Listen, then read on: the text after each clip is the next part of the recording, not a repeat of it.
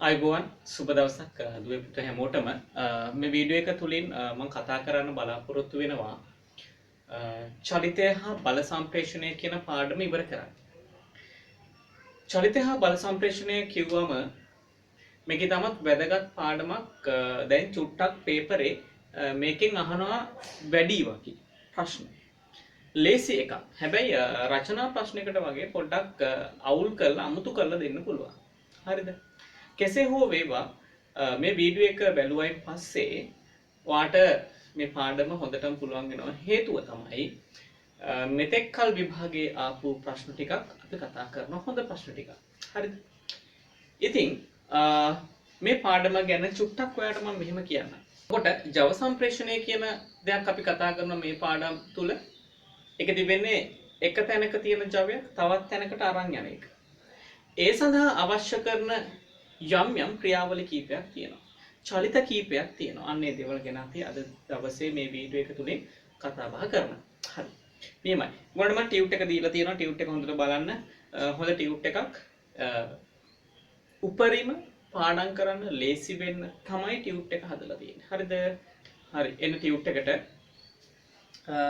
මාතෘකාව චලිතය සහ බල සම්ප්‍රේෂණය අනුමාතෘකාවක් තියෙනවා. අපි කියවගමු. මූලික චලිත ආකාරය. යන්ත්‍රයක ක්‍රියාකාරීත්වය සැලකූ විට යන්ත්‍රයේ විවිධ කොටස් එකිනෙක වෙනස් චලිත ක්‍රමවලට චලනය වන බව පෙනේ. ක්‍රියාකාරීත්වයේදී යන්ත්‍ර කොටස් චලනය වන මූලික චලිත ආකාර කීපයක් තියෙනවා. හරි. එතකොට යන්ත්‍රයක් පාවිච්චි කරලා තමයි අපි එක තැනක තියෙන ජවයක් තව තැනකට සම්ප්‍රේෂණය කරන්නේ. ඉතින් එහෙම සම්ප්‍රේෂණය කරනකොට මේ යන්ත්‍රය ඇතුලේ ගොඩක් චලිත ආකාර කීපයක් සිද්ධ වෙනවා. ප්‍රධාන දෙන්නෙක් ඉන්නවා. ප්‍රධානයි ප්‍රතිදානයි කියලා කොටස් දෙකක් අපිට මේ පාඩම තුළ හම්බ වෙනවා. මම ඉස්සරහට ඔයාලට කියන්න. ඉතින් ප්‍රධානය සහ ප්‍රතිදානය අතරට ජවය සම්ප්‍රේෂණය කරනකොට තවත් චලිතාකාර කීපයක් මේක තුළ සිද්ධ වෙනවා. හරි. එසේනම් අපේ මුලින්ම ටියුට් එකෙන් අහන්නේ මූලික චලිතාකාර 4ක් ලියන්න කියලා. ලියන්න පළවෙනි එක මෙහිම රේඛීය චලිතය. ඊළඟ එක භ්‍රමණ චලිතය. ඊළඟ එක අනුවැටුම් චලිතය. ඊළඟ එක දෝලන චලිතය. මේ චලිත ආකාර සමහරක් විට ඔයා අහලා ඇති අහලා නැති වෙන්නත් පුළුවන්. හරි, කමක් නැහැ. අද දවසේ අපි මේ දේවල් හොඳටම පුළුවන් කරගමු. හරි. එසේනම් අපිට මුලින්ම එන්නේ රේඛීය චලිතය කියන එක කියවගමු. අඛණ්ඩව එකම රේඛාවක් දිගේ චලනය වන චලිතයක් රේඛීය චලිතයක් කියලා කියනවා. අඛණ්ඩව එකම රේඛාව දිගේ චලනය වන. ඔයගොල්ලන්ට රූපයකුත් දීලා තියෙනවා ටියුට් එකේ. මේම වාහනයක් උස්සන ජැක් එකක් ගැන. ඉතින් මේ ජැක් එක අපි කරකවනකොට මේක මෙහිම යනවා. එක රේඛාවක් දිගේ චලනය වෙනවා. එක රේඛාවක් දිගේ චලනය වෙනවා නම් අපි කියනවා රේඛීය චලිතයක් කියලා. හරිද? ඊට පස්සේ භ්‍රමණ චලිතය කිසියම් ලක්ෂයක් කේන්ද්‍ර කොටගෙන වෘත්තාකාර පථයක ගමන් කරයි නම් එවැනි චලිත භ්‍රමණ චලිත කියලා කියනවා. කිසියම් ලක්ෂයක් කේන්ද්‍ර කොටගෙන තමයි කැරගෙන්නේ. කිසියම් ලක්ෂයක් කේන්ද්‍ර කොටගෙන කැරකෙනවා. හරිද? භ්‍රමණ චලිත වෘත්තාකාර චලිත කියලා කියන්න පුළුවන්. එතකොට දැන් මම මෙතන ඔයගලන්ට උදාහරණයක් ලියන්න මෙහෙම උදාහරණයක්. ඒකට අපි උදාහරණයක් ලියමු මෙහෙම. ලියන උදාහරණ විදුම් යන්ත්‍රයක විදුම් කටුවේ චලිතය. විදුම් යන්ත්‍රය කියන්නේ ඩ්‍රිල් මැෂින් එක. ඉතින් ඩ්‍රිල් මැෂින් එකේ ඩ්‍රිල් කට්ට මෙහෙම කැරකෙනවා දැකලා ඇති. ඒ කියන්නේ මේ කට්ට මෙහෙම කැරකෙනවා. යම් ලක්ෂයක් වටා කැරකෙනවා කට්ට. ඉතින් ඒක භ්‍රමණ චලිතයක් වෘත්තාකාර චලිතයක්. ලේසියිනේ. ඊට පස්සේ තියෙන්නේ දෝලන චලිතය. ලක්ෂයක් කේන්ද්‍ර කොටගෙන දෙදිශාවටම පැද්දීම. ලක්ෂයක් කේන්ද්‍ර කොටගෙන දෙදිශාවටම පැද්දෙනවා. එක ලක්ෂයක් කේන්ද්‍ර කොටගෙන මේ දෙපැත්තට පැද්දෙනවා නේ. දෙපැත්තට පැද්දෙනවා. හරියට අර ඔයගොල්ලෝ දැකලා ඇතිනේ අර තියෙන්නේ ඔරලෝසු જાතියක් මෙහෙම බට්ටෙක් වෙන්නේ. අන්න ඒ බට්ට යන්නේ දෝලන චලිතයකට. දෝලන චලිතය. ඉතින් මේ හැම චලිතයක්ම අපිට ජවයක් සම්ප්‍රේෂණය කරන්න, බලයක් සම්ප්‍රේෂණය කරන්න අවශ්‍ය වන චලිතය. ඊට පස්සේ ළමයි දින අනුවැටුම් චලිතය වැදගත් එකක් කියවගමු. නිශ්චිත ලක්ෂ දෙකක් අතර රේඛීයව දෙපසට චලනය වීම අනුවැටුම් චලිතය. අනුවැටුම් චලිතය. ඉතින් ඔටෝමොබයිල් වලට ආම තමයි මේක හරියටම ඔයාලට පුළුවට යන්නේ ඔටෝමොබයිල් වගේ වලට තියෙනවනම්. දැන් ඔයා දන්නවා එන්ජින් එක තියෙනවා සිලින්ඩර කීපයක්. මේ සිලින්ඩරේ ඇතුලේ ජීවත් වෙනවා පිස්ටන් එක. මේ පිස්ටන් එක ගමන් කරනවා TDS කියලා උපරිම තැනකට. ඒ වගේම මේ පිස්ටන් එක ගමන් කරනවා BDS කියලා අවම තැනකට. එතකොට මේ සිලින්ඩරය තුල මේ පිස්ටන් එකට පුළුවන් TDS වලට යන්නත් BDS වලට යන්නත් පමණයි. හරිද? ඉතින් ලක්ෂ දෙකක් අතර රේඛීයව මෙහා චලනය වෙනවා. මෙහෙම කොහොම චලනය වෙනවා. ඉතින් ඔකට තමයි අපි අනුවැටුම් චලිතය කියලා කියන්නේ. පැහැදිලිද? හරිද? ඊට පස්සේ අපි කතා කරන්නේ යන්ත්‍රයක චලිත පරිවර්තනය වන ක්‍රම. ඉතින් ඔයාට මම දැන් කියලා දුන්නා චලිත කීපයක් රේඛීය චලිතය, භ්‍රමණ චලිතය, අනුවැටුම් චලිතය, දෝලන චලිතය ඔන්නෝම කියලා.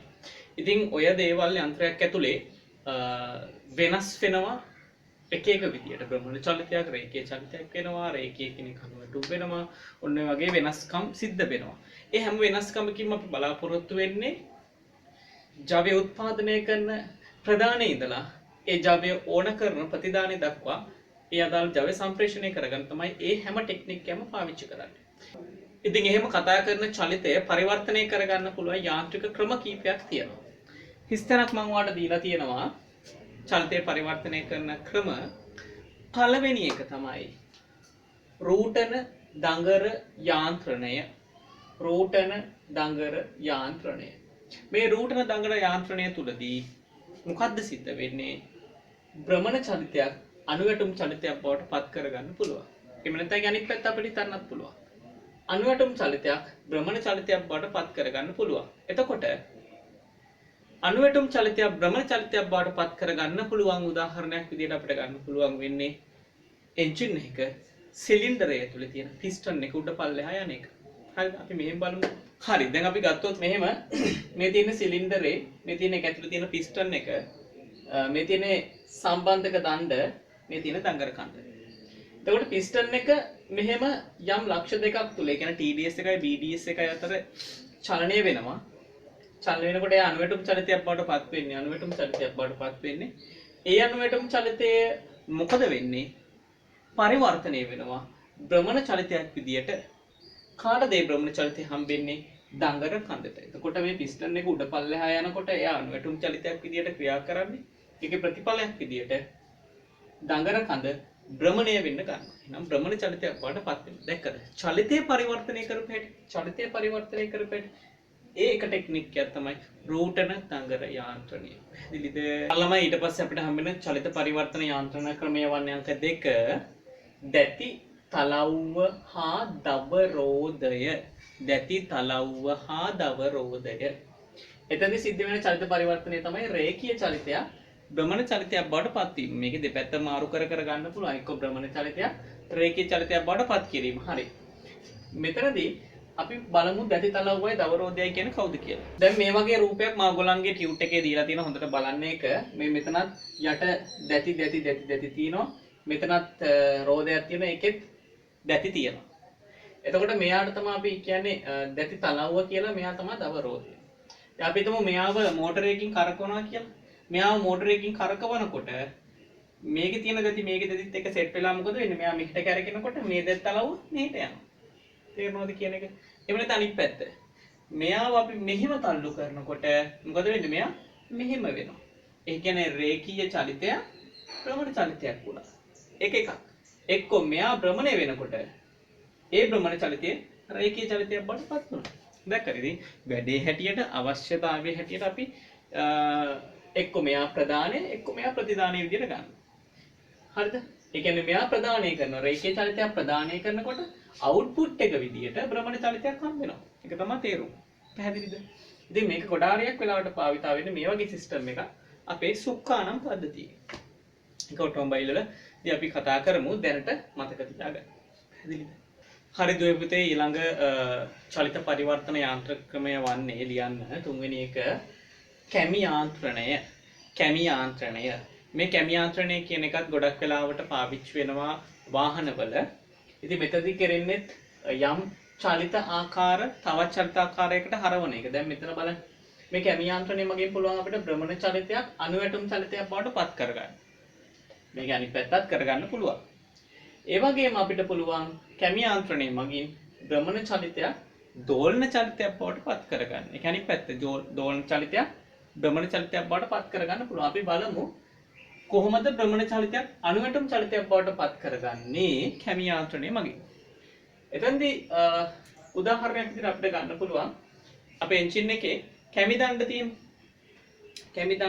කැමි දණ්ඩ මගින්නේ එන්ජින් එකේ තියෙන ඉන්ලෙට් වැල්ව් එක්සෝස්ට් වැල්ව් දෙන්නම ඇරෙන්න වැහෙන්නේ. ඒ කියන්නේ චූෂණ වෑලයත් පිට ඇර වෑලයත් දෙන්නම ඇරෙන වැහෙන එක තීරණය කරන්නේ මේ කැමි දණ්ඩ මගින්. ඒකට කැමි දණ්ඩ හරි ටයිමින් වලට කැරකුණොත් තමයි මෙයා හරි විදියට ඇරෙන්න බැහැ. ඒකට මේ කැමි දණ්ඩ එක පැත්තක් මේ මූලකට වගේ හදලා තියෙනවා. එතකොට මෙයා මෙහෙම කැරකෙනකොට මෙයා මෙහෙම කැරකෙනවා කියලා හිතන්නකෝ. මේ උල් පැත්ත ඇවිල්ලා මේ ටැපට්ටුවට වැදුනම ටැපට්ටුව මගින් මෙතන තියෙන තල්ලු දණ්ඩ කියලා එකක්. ඒ තල්ලු දණ්ඩ උඩට තල්ලු කරනවා. උඩට තල්ලු කරාම මොකද වෙන්නේ? මෙතන මේ දණ්ඩක් තියෙනවා. ඒ දණ්ඩ මෙහෙම වෙනවා. මෙහෙම වෙනකොට මොකද වෙන්නේ? මේ පැත්තේ මේ වෑල් එක පල්ලෙහාට යනවා. පල්ලෙහාට එනකොට වෑල් එක ඇරෙනවා. හරිද? ඊට පස්සේ දැන් මේක මෙහෙම කැරකිලා මෙහෙට එනවා. ඒ කියන්නේ මේ උල් පැත්ත නැති වෙනවා. උල් පැත්ත නැති වෙනකොට මොකද වෙන්නේ? මේ ටැපට් එක පල්ලෙහාට එනවා. තල්ලු ගන්න පල්ලෙහාට එනවා. එතකොට මෙහෙම ඊට පෙක්කනවා මෙහෙම වෙනවා. එතකොට මේ වෑල් එකත් උඩට එනවා. දැනට එහෙම හිතන්න. හරි මේක තව එක එක ස්පින් දානවා නම් මනම් කතන්දර ගොඩක් තියෙනවා. එහෙම ඕනේ නැහැ. වැඩේ වෙන හැටි හිතාගන්න. එතකොට මෙතන භ්‍රමණ චලිතයක් වෙනකොට මේ වෑල් එක මොකද වෙන්නේ? මෙහෙම උඩ පල්ලෙහා යනවා. එයා අණුවැටුම් චලිතයක් බවට පත් වෙනවා. පැහැදිලිද? ඊට පස්සේ භ්‍රමණ චලිතයක් දෝලන චලිතයක් බවට පත් වෙන්න හොඳම උදාහරණයක් තමයි අපේ තියෙනවා ජොලන පද්ධතිය කියලා එකක් අපිට ඉගෙන ගන්න තියෙන ඔටෝමොබයිල් වල. ඒ ජොලන පද්ධතියේ තියෙනවා විස්පර්ශක තුඩු කියලා. ඒ විස්පර්ශක තුඩු මෙතන තමයි ස්පර්ශක තුඩු තියෙන්නේ.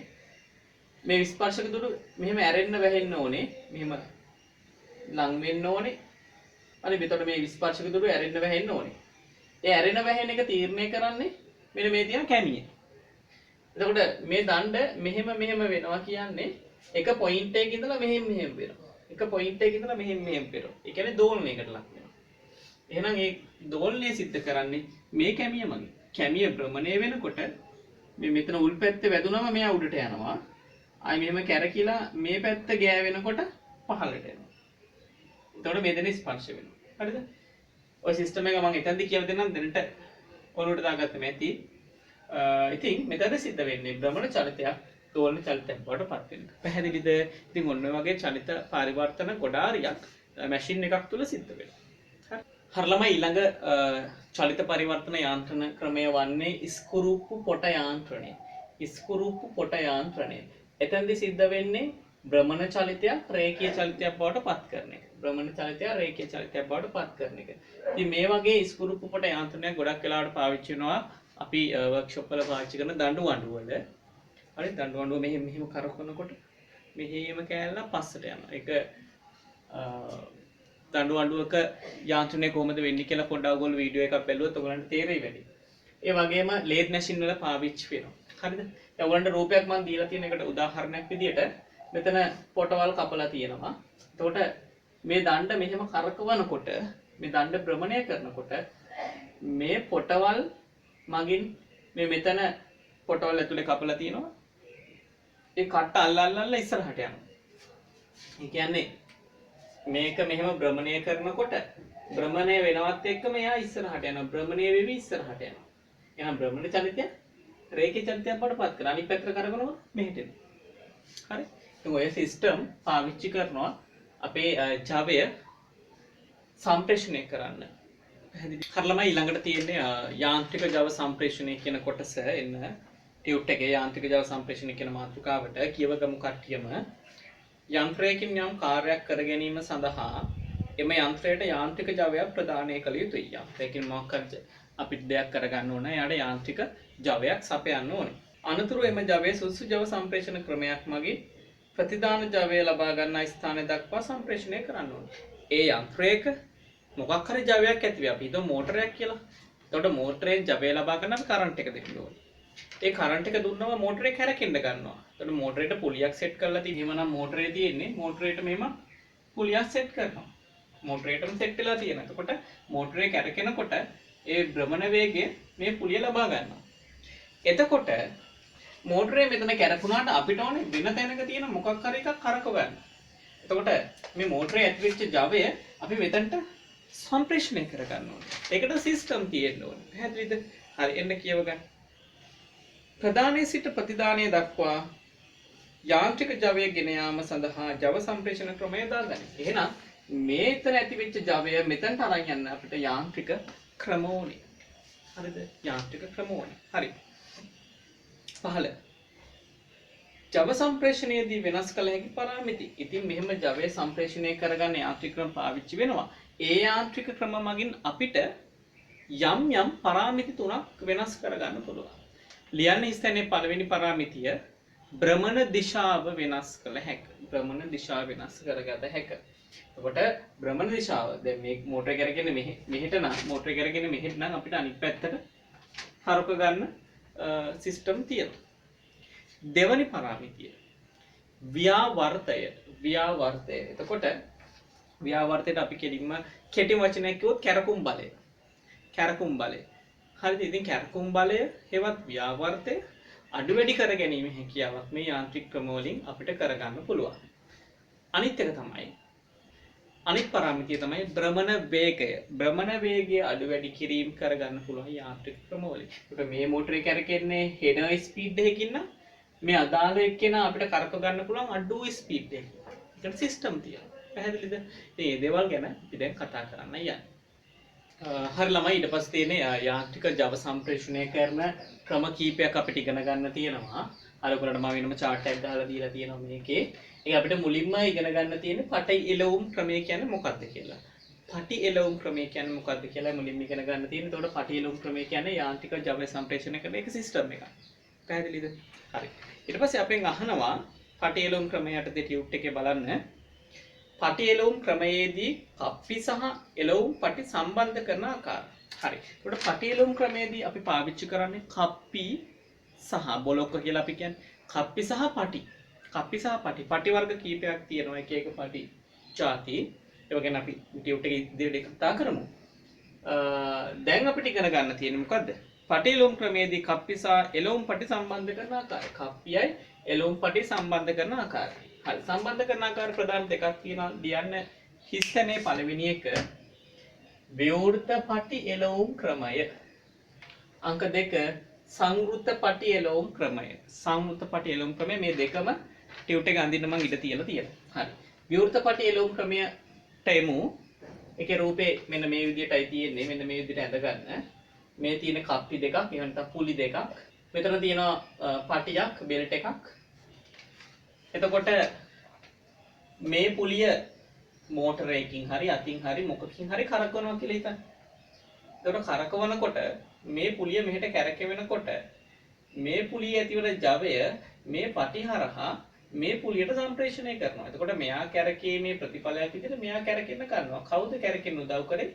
පටිය. ජවය සම්ප්‍රේෂණය කරන උදව් කරේ පටි.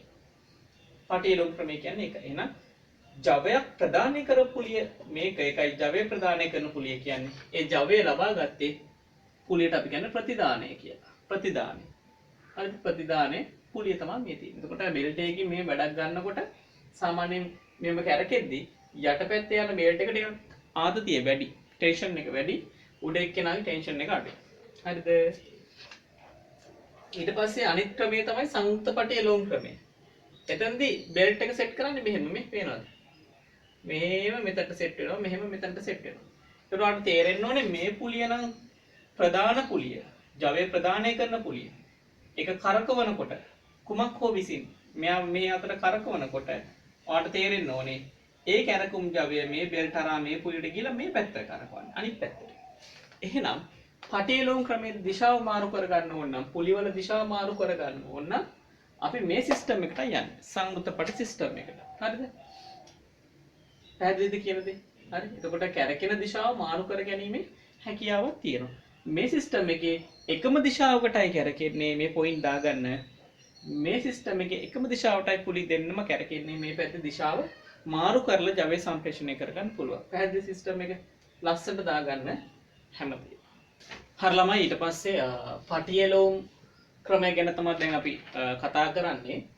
පටියලෝම් ක්‍රම සඳහා අපි පටි වර්ග කීපයක් භාවිතා කරනවා. ඒ අතරින් ප්‍රධානම වෙන කෙනෙක් තමයි V පටි කියන එක. V පටි කියන එළවුම. හරි. එතකොට මම ඔයගලන්ට දැන් ටියුට් එකේ රූපයකුත් දීලා තියෙනවා V පටි එළවුම භාවිතා කරන අවස්ථාව. එතනදී අපි පාවිච්චි කරන්නේ මෙන්න මේ වගේ V හැඩති මේ V හැඩති බෙල්ට් එකක් තමයි පාවිච්චි කරන්නේ. පටිය V හැඩති කියන්නේ. එතකොට මේ V හැඩති බෙල්ට් එක අපි දැන් පටි එළවුම වලදී පුලියක් නේ අපි කරකවන්නේ. එතකොට ඒ සඳහා පාවිච්චි කරන පුලිය මේක නම් බෙල්ට් එක ඇවිල්ලා මේ ඉදිරි පෙන් මම මේ පෙන්නලා තියෙන්නේ බෙල්ට් එක ඇවිල්ලා සෙට් වෙන්නේ මෙහෙම. හරිද? එතකොට ඒක මේ දෙපැත්තෙන් තමයි හිර වෙන්නේ. සාමාන්‍ය මේ යටටම ගෑවෙන්නේ නැති තරම්. මේ පැත්ත තමයි ගොඩක් හිර වෙන්නේ. හරිද? ඉතින් මේ වගේ ඒවා අපි පාවිච්චි කරනවා ටිකක් වැඩි ජවයක් සම්ප්‍රේෂණය කරගන්න ඕන තැන්වලට. පැහැදිලිද? හරි ඊට පස්සේ අපෙන් ටියුට් එකේ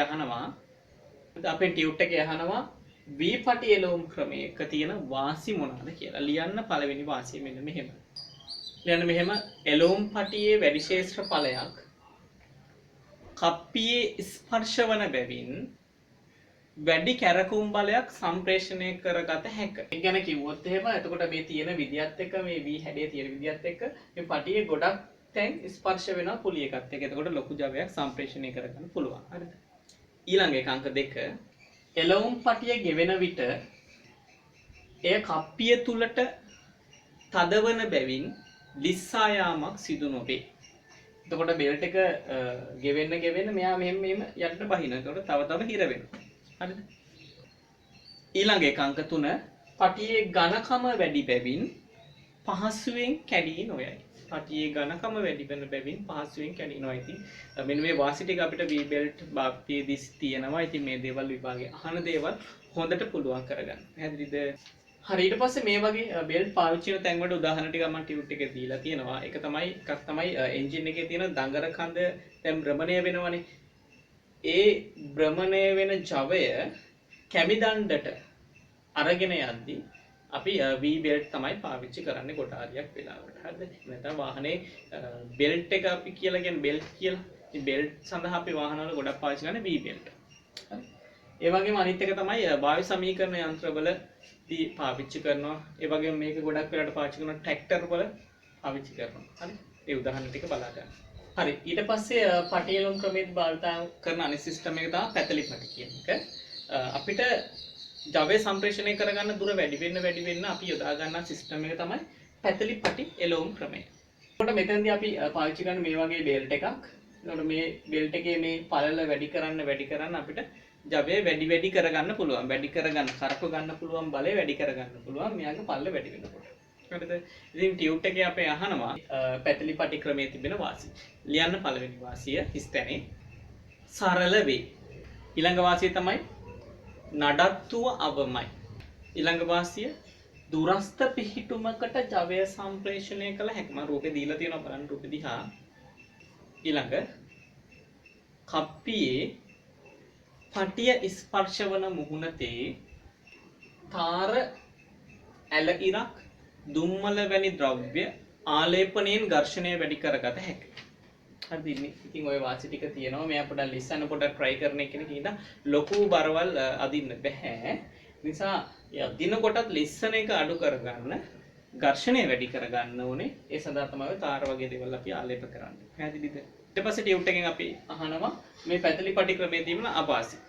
ලියන්න පළවෙනි වාසිය. ලියන්න පටිය ලිස්සා යා හැකි බැවින් ජවය අපතේ යාමක් සිදුවිය හැක. අංක 2 විශාල බලයක් සම්ප්‍රේෂණයට යෝග්‍ය නොවේ. ඉතින් මේ වගේ පැතලිපටි භාවිතා කරන අවස්ථා සඳහා උදාහරණ ටිකක් කිව්වොත් එහෙම ඔය හාල් මෝල් වල හාල් කොටන තැන් වල පාවිච්චි කරනවා. ඊට පස්සේ මිරිස් මෝල් වල පාවිච්චි කරනවා. ඒ මේ මෝටරේ තියෙන ජවය අදාළ මැෂින් එකට යවන්න මේ වගේ පැතලිපටි තමයි පාවිච්චි කරන්නේ. හරිද ළමයි? හරි ළමයි ඊට පස්සේ අපිට තියෙන්නේ දත් සහිත පටි එළවුම් ක්‍රමය ගැන ඉගෙන ගන්න. එකත් පටි එළවුම් යටතේමයි තියෙන්නේ.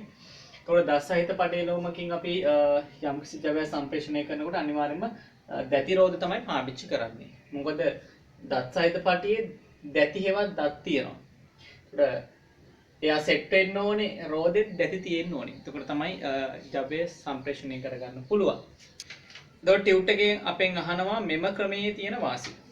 මෙම ක්‍රමයේ තියෙන වාසි. කියන්න පළවෙනි එක එළවුම් පටියේ කිසිදු ලිස්සායාමක් සිදු නොවේ. ඉතින් අන්න ඒක අපිට වාසියක්. එතකොට අනිත් ඒවාට වඩා ලොකු හොඳ බරක් අදින්න පුළුවන්.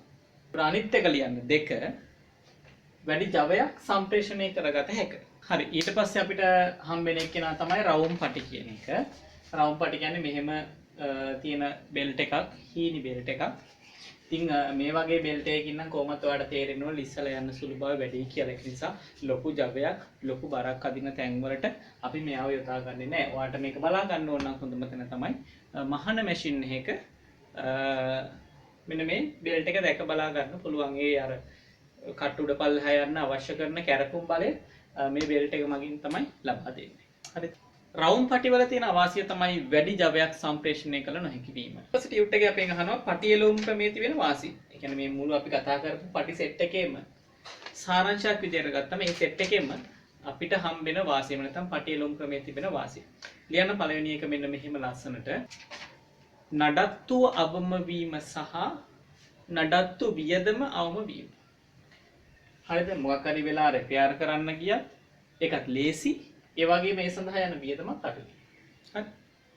අංක 2 ලියන්න මෙහෙම. වැඩි දුරකට ජවය සම්ප්‍රේෂණය කරගත හැකියි. අංක 3 ප්‍රවේග අනුපාතය පහසුවෙන් වෙනස් කරගත හැකියි. ප්‍රවේග අනුපාතය ගැන මම ඉස්සරහට කියන්නම්. එතකොට ඔයාලට මේ කියපු එක තේරෙයි. දැනට මතක තියාගන්න පටේ එළවුම් ක්‍රමේ ප්‍රවේග අනුපාතය පහසුවෙන් වෙනස් කරගත හැකි කියලා. 4 වෙනි එක ක්‍රියාකාරීත්වයේදී ශබ්දය අඩුයි. ඉස්සරහට අපි කතා කරනවා දැතිරෝධවලිනුත් එළවුම් ක්‍රම තියෙනවා. ඉතින් ඒවල නම් ශබ්ද වැඩි. මේ බෙල්ට් වලින් කරනකොට ඒකත් එක ගත්තම බෙල්ට් වලින් කරනකොට ශබ්දය අඩුයි. 5 මුදු ක්‍රියාකාරී ආරම්භය ලබාගත හැකියි. 6 වෙනි එක පටිය ගෙවි ගියද පහසුවෙන් සීරු මාරු කළ හැකියි. හරි ඉතින් අධිකව ගෙවිලා යනවා නම් අපි අනිවාර්යයෙන්ම අලුතෙන් බෙල්ට් එකක් දානවා. ඉතින් ඒකත් ලේසි. අනිත් ක්‍රමත් එක්ක ගත්තම හරි බෙල්ට් වල ගානත් අඩුයි ටිකක්. ඊට පස්සේ ටියුට් එකේ තියෙනවා පටිය එළවුම් ක්‍රමයේ අවාසි චුට්ටක් බලාගෙන යන්න.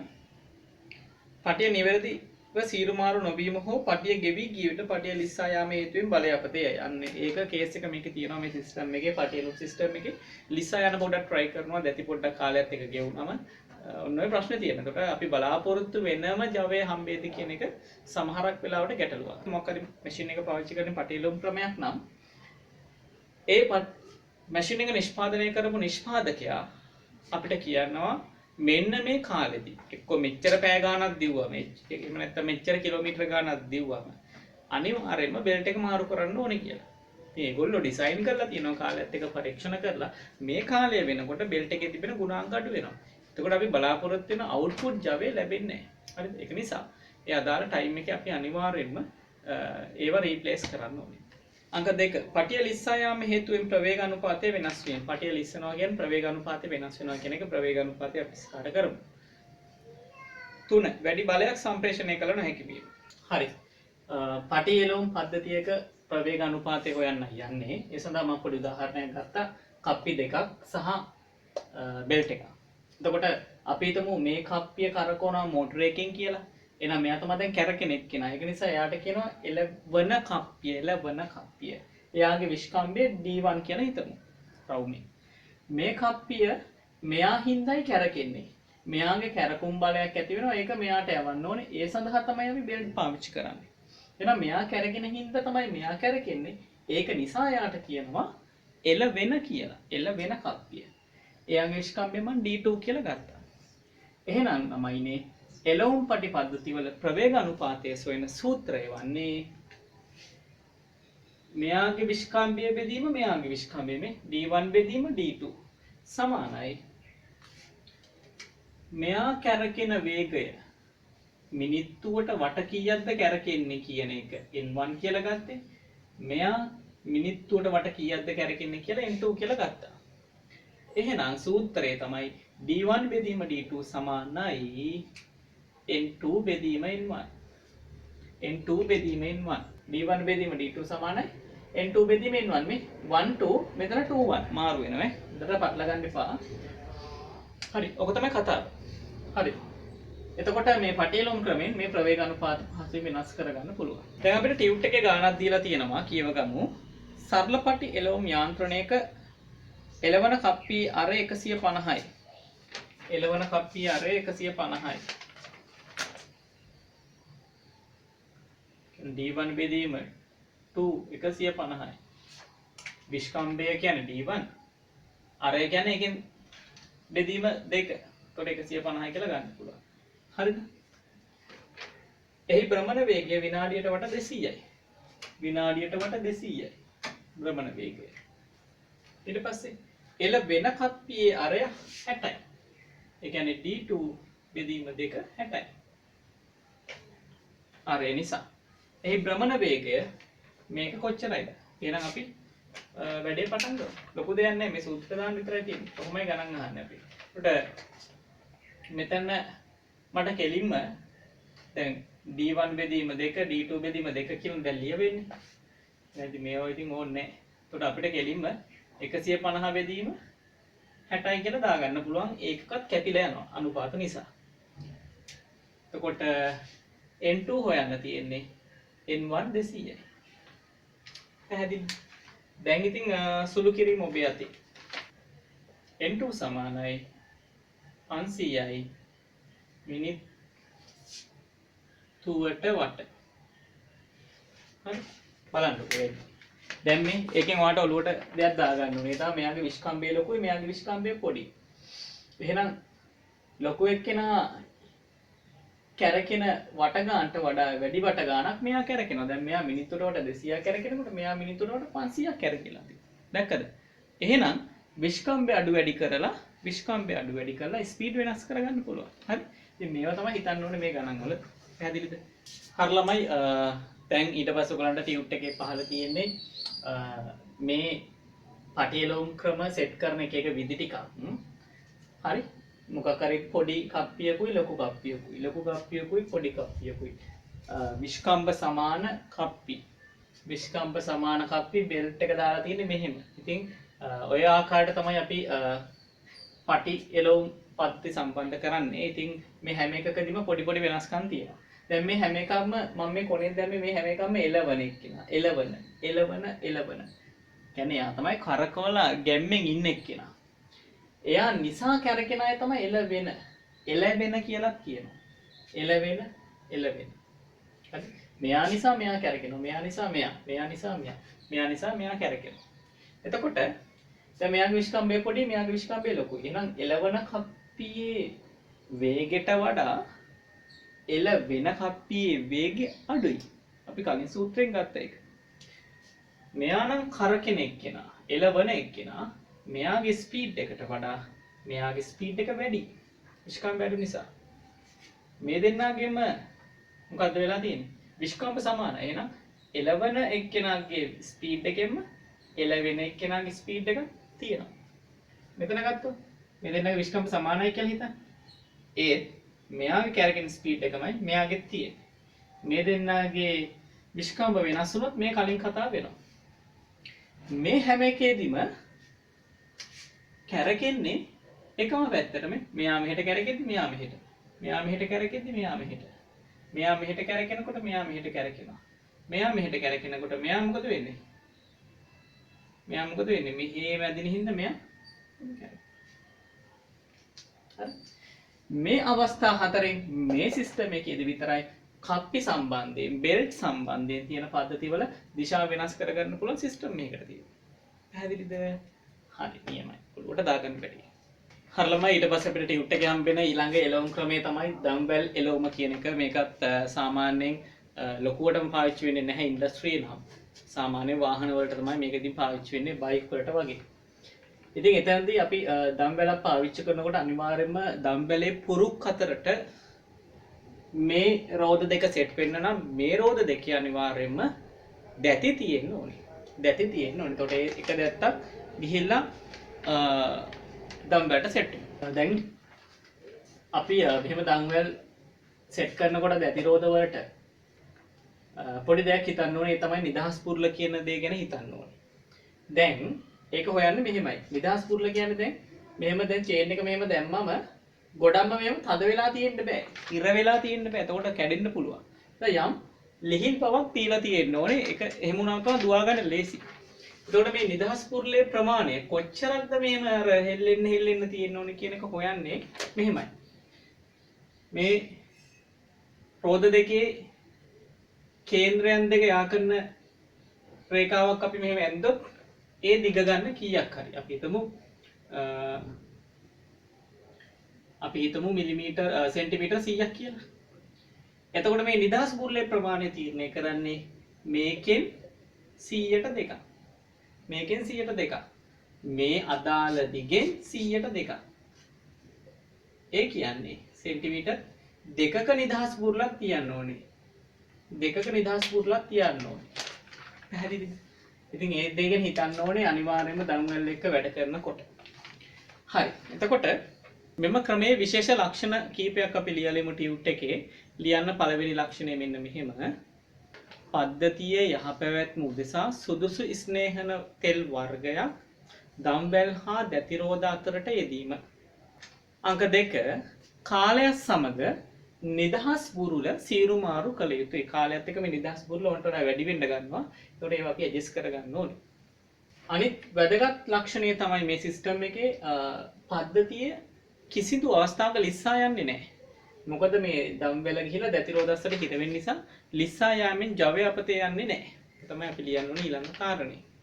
අනිත් විශේෂ ලක්ෂණය තමයි වැඩි දුරකට ජවය සම්ප්‍රේෂණය කිරීම සඳහා මේ දම්වැල් සිස්ටම් එක යොදා ගන්න පුළුවන්. හරි. එතකොට මේ දම්වැල් සිස්ටම් එකේදී අපි ජියර අනුපාතයක් තමයි යොදාගන්නේ. මොකද අතර මේ ජියර් රෝධනේ තියෙන්නේ දැති තියෙන රෝධ. දැති රෝධය නේද ජියර් රෝධ කියලා තමයි කියන්නේ ඒවට. ඉතින් ඒව පාවිච්චි නිසා මේ දම්වැල් සිස්ටම් එකේ ජියර් අනුපාතය සොයන සූත්‍රය තමයි එළවෙන රෝධයේ දැති සංඛ්‍යාව. දැන් මෙයා නම් එළවන එක්කෙනා මෙයා නම් එළවෙන එක්කෙනා එක නිසා මෙයාගේ දැති යම් සංඛ්‍යාවක් තියෙයි.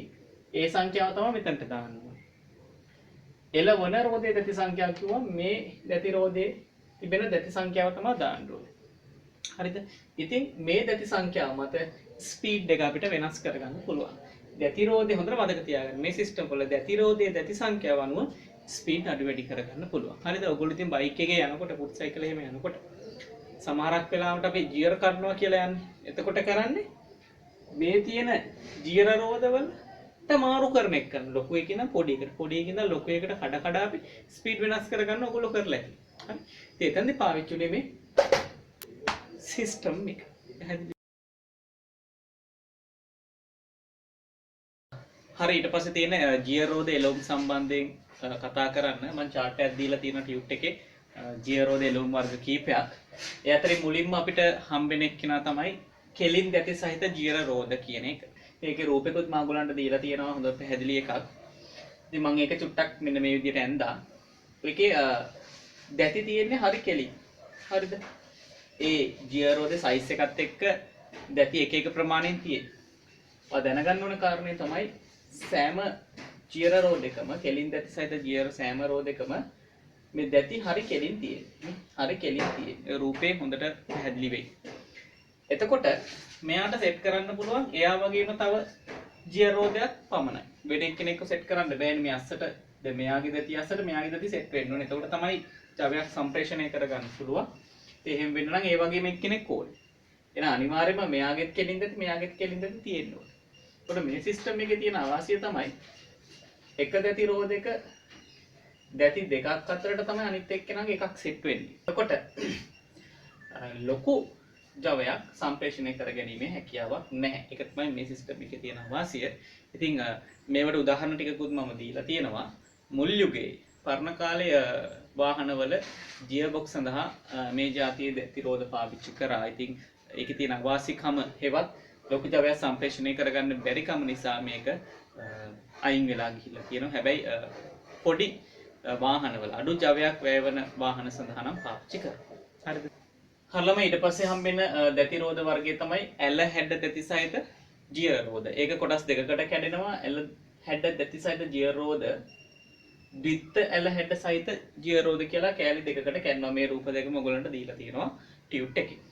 එතකොට අර කලින් අපිට හම්බෙච්ච කෙලින් දැති ජීව රෝධයට වඩා මෙයා පොඩක් ඇඩ්වාන්ස් වෙන්න හේතුව තමයි මේ දෙන්නගෙම දැති ඇල වෙලා තියෙන්නේ. ඇලයට හිටලා තියෙන්නේ. එතකොට ඇලයට හිටම මේ වගේම තව ජීව රෝධයක් සෙට් වුණාම කලින් එක්කෙනාට වඩා හොඳට බදලා අල්ල ගන්නවා.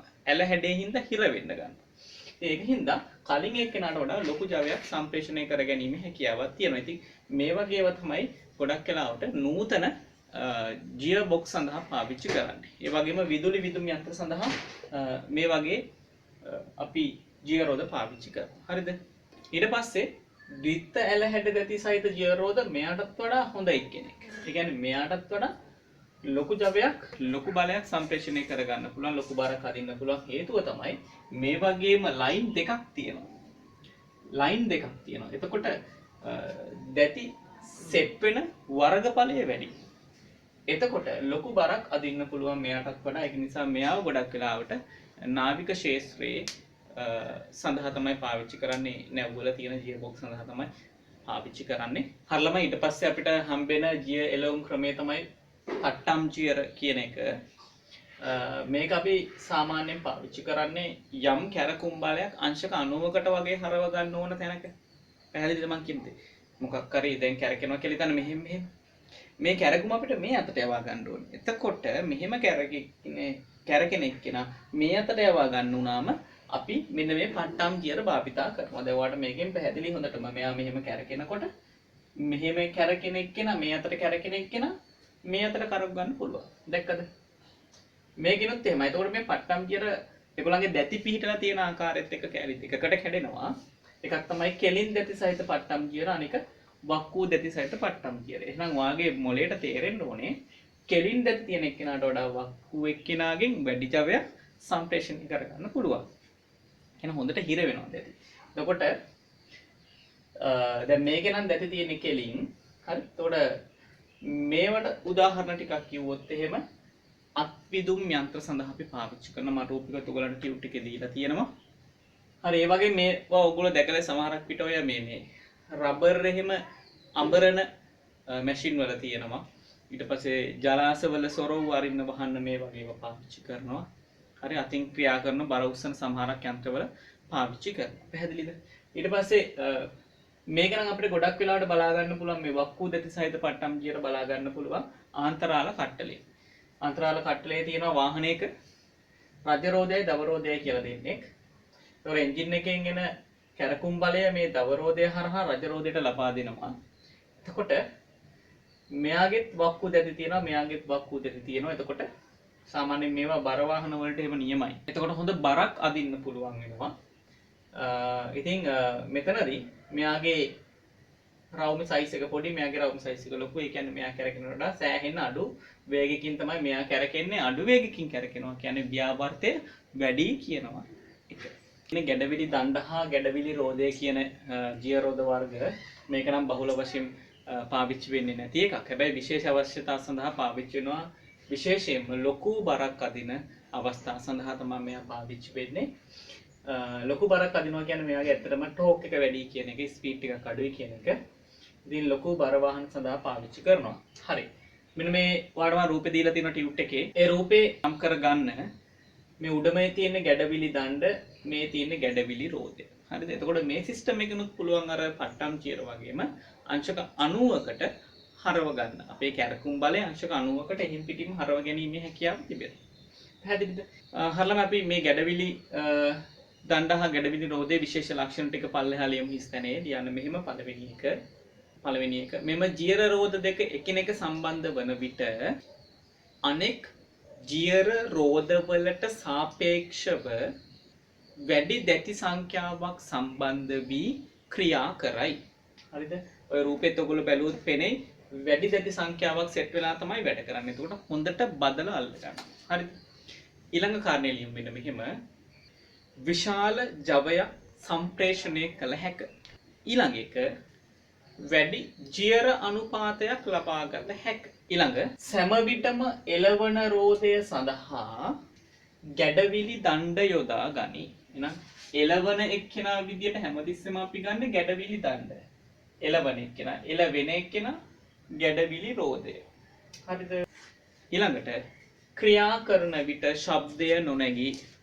ඊළඟ එක එළවන රෝදයේ වේගයට වඩා එළවෙන රෝදයේ වේගය අඩුය.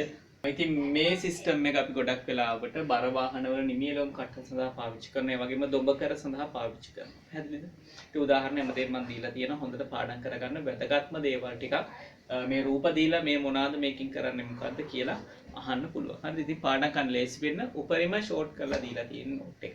හරි ළමයි ඊට පස්සේ අපිට තියෙන දැති තලව්ව සහ දවරෝධය කියන වර්ගය. ඉතින් මේක අපි අර රේඛීය චලිතයේදීත් කතා කරාට මතක ඇති.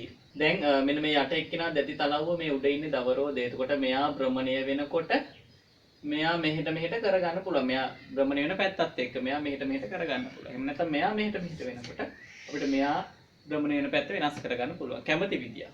එතකොට ටියුට් එකට එන්න. ටියුට් එකේ අහනවා මෙව ක්‍රමයේ තිබෙන විශේෂ ලක්ෂණ. ලියන්න පළවෙනි එක ලස්සනට මෙහෙම. රේඛීය චලිතයක් වෘත්තාකාර චලිතයක් බවට පත් කළ හැක. ඊළඟ විශේෂ ලක්ෂණය තමයි වැඩි ජවයක් සම්ප්‍රේෂණය කරන අවස්ථා සඳහා යොදාගත නොහැක. ඊළඟ එක නඩත්තුව පහසුයි. මේ සිස්ටම් එකේ නඩත්තුව පහසුයි. පැහැදිලිද? හරි. ඉතින් අපි බලමු මොනවාද උදාහරණ කියලා මේකට. ඉතින් මේ සිස්ටම් එක අපිට පාවිච්චි කරන්න පුළුවන් හිටි විදුම් යන්ත්‍ර, බංකු විදුම් යන්ත්‍ර, ඩ්‍රිල් මැෂින් එකක් තියෙනවා. හරි. ඒ ඩ්‍රිල් මැෂින් එක මෙහෙම කරකවනකොට කට්ට පහළට එනවා. අනිත් පැත්තට කරකවද්දි උඩට එනවා. හරි. ඉතින් ඒ සඳහා පාවිච්චි කරන්න මෙන්න මේ සිස්ටම් එක. ඊට පස්සේ ඔයා දැකලා ඇති අර පාරයිනේ තියාගෙන කට්ටිය අර දොඩම් බීම හදන්නේ. ඒ අය දොඩම් මිරි කන්න පාවිච්චි කරන මැෂින් එකත් ඔයා දැකලාද මෙහෙම කරකවනකොට මෙහෙම පල්ලෙන් දොඩම් එක මිරි කියන. අතරින්දි ආයි මෙහෙම උඩට ගන්න පුළුවන්. ඒතෙන්දිත් මේ සිස්ටම් එක තමයි පාවිච්චි කරන්නේ. පැහැදිලිද? මේක හොඳට ඔළුවේ තියාගන්න විභාගය අහනවා උදාහරණ මොනවාද කියලා මේකින් නේ. හරි? ඉතින් ටියුට් එකේ පහළ තියෙන අනිත් උදාහරණ ටික කියව ගන්න ඔළුවට දාගන්න පුළුවන් කරගන්න. හරි? හරි ළමයි ඊළඟ සිස්ටම් එක තමයි දවරෝධය සහ ජීය වලල්ල කියන එක. මේකත් භාවිතා වෙන අවස්ථාවකට කියන්න පුළුවන් ස්ටාර්ටර් මෝටරේ අපි කියන පණ ගැන්වුම් මෝටරේ ආමේචරයට සම්බන්ධ කරලා තියෙනවා දැතිරෝධයක්. මේ තියෙන යා. ඊට පස්සේ මේ තියෙන්නේ එන්ජින් එකේ තියෙනවනේ ජවරෝධ කියලා එක්කනේ. ඔටෝමොබයිල් කරපු අය දන්නවා. එන්ජින් එකේ තියෙනවා ජවරෝධ කියලා එකක්. ඒ ජවරෝධේ වටේට දැති තියෙන වලල්ලක් සෙට් කරලා තියෙනවා. ඉතින් පණ ගැන්වුම් මෝටරේ ස්ටාර්ට් කරාම ඒ පණ ගැන්වුම් මෝටරේ ආමේචරයට සෙට් කරලා තියෙන මේ දැතිරෝධය ගිහිල්ලා මේ ජවරෝධේ ජිය වලල්ලට සෙට් වෙනවා. ජිය වලල්ලට සෙට් වෙච්ච ගමන් දැන් මෙයා කැරකින් ඉන්නේ. ඇවිල්ලා මෙතනට සෙට් වෙච්ච ගමන් මොකද වෙන්නේ?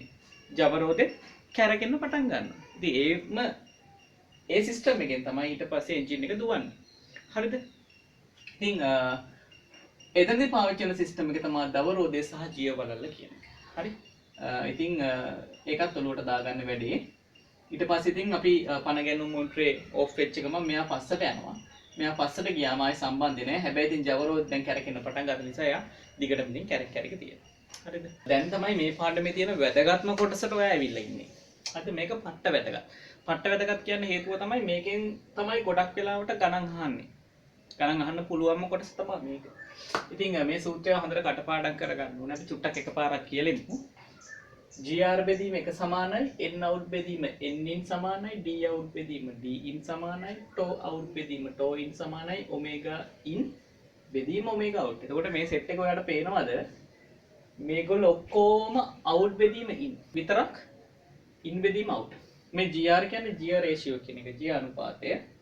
ඔය G අනුපාතය හොයන්නේ එළවෙන එහෙම නැත්නම් ප්‍රතිදානයේ දැති ගන්නට. දැන් දැතිරෝධයක් නම් පාවිච්චි කරන්නේ ප්‍රතිදාන දැතිරෝධයේ දැති ගන්න බෙදීම ප්‍රදාන රෝධයේ දැති ගන්න සමාන වෙනවා ප්‍රතිදාන රෝධයේ විස්කම්භය බෙදීම ප්‍රදාන රෝධයේ විස්කම්භය. හරිද? එතකොට දැතිරෝධයක් නම් අපිට අනිවාර්යයෙන්ම N ඉන්න ඕනේ. දැතිරෝධ නැතුව කප්පියක් පුලියක් නම් මෙයා නැහැ. හරිද? මම ඒක ඉස්සරහට කියන්නම් මෙහෙම. ඊට පස්සේ tau out බෙදීම tau in කියන්නේ ප්‍රතිදාන ව්‍යාවර්තයේ බෙදීම ප්‍රදාන ව්‍යාවර්තය.